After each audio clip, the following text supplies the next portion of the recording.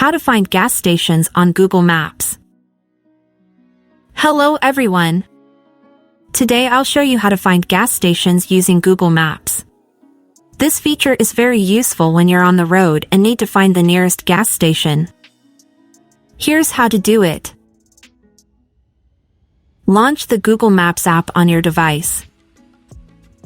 As you can see on my screen, the gas option is displayed at the top because I've used it before. To find it yourself, slide this top row of options to the left. Then click on More. Here you have numerous options for quick searches and displaying results on the map. Scroll down and find the gas option.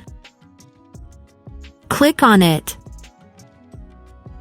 Google Maps will display a list of gas stations near you.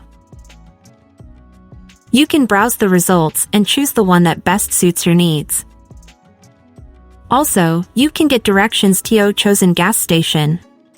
Below gas station name you will see details such as operating hours, address, and reviews. If you want to get directions to that station, click on Directions, and the app will guide you to the desired location.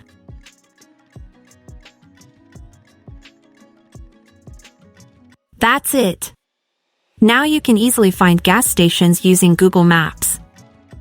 If you found this tutorial helpful, subscribe to our channel for more useful tips.